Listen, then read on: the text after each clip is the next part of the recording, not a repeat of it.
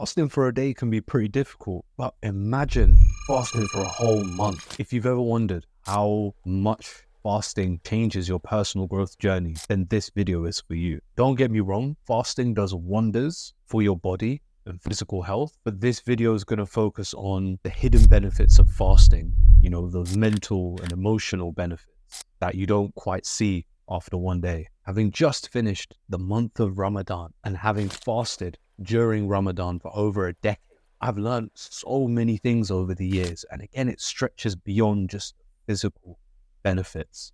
And that's what I want to share with you guys today. And as soon as the month starts, you get to experience first benefit of fasting, which is arguably the biggest. From the first day of Ramadan, you learn to build up your discipline, which is the cornerstone of self-improvement. It's not just about the discipline to not eat or drink in the day, but it's also the discipline to control your tongue and your emotion. After all, fasting teaches you to control your desires, and it plays on your mind for the first couple of days. However, it's not about perfection. Honestly, it's about showing up day after day. And that is what fasting teaches you throughout the whole month, not just the first 10 days. Luckily for me, I've been consistent in exercising just before I break the fast, as that's when I feel I have the most energy to work out in the day during Ramadan. Everyone's different, but that's worked for me since last year. However, does that mean that you need to be stone cold and just focus on controlling your desires? Oh no, you don't want to just do that, because that makes fasting so much harder. Instead, the next lesson you learn from the first 10 days is gratitude.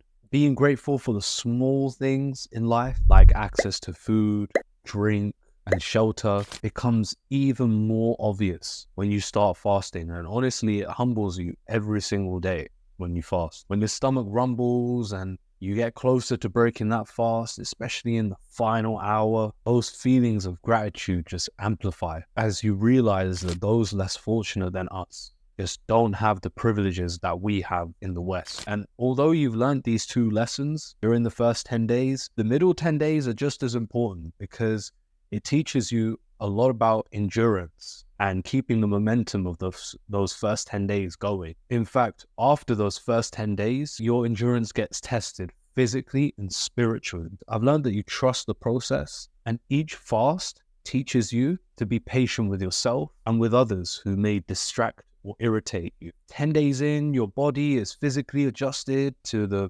demands of fasting, and it gives you so much more space to develop that skill of patience. But the last 10 days is where you become even more in tune with yourself. It's in the last 10 days where I found you do the most reflection. You evaluate your behavior outside of the fasting month, habits that you want to start and stop, and discover more about what makes you who you are. Reflection's a critical part of personal growth. And in my life, I found this most present during the time of fasting. This isn't the only major benefit of the last 10 days. Yeah, of course, there's a spiritual and religious transformation that we seek at this time, but there's also a newfound clarity that you feel. After disciplining yourself against your desires and your irritations, you take that reflection a bit deeper and ask yourself why we fast, what we learn from it, and where we're at in our journey. And this doesn't need to be a whole 30-day fasting stint that you do. What I did a week before the month of fasting started was I did intermittent fasting every day for that week.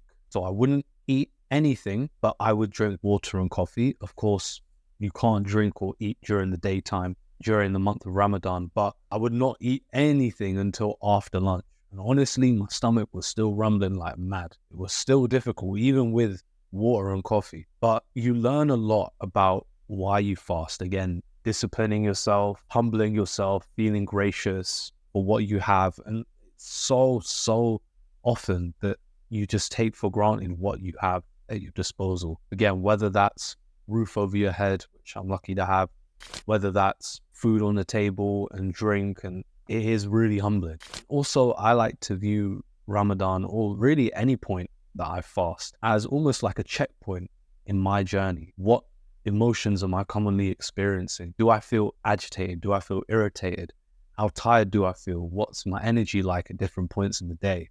Just gives me a chance to reassess everything. Honestly, it's fantastic. It's hard. Don't get me wrong. Even fasting for a couple of days can really take a bit out of you energy-wise.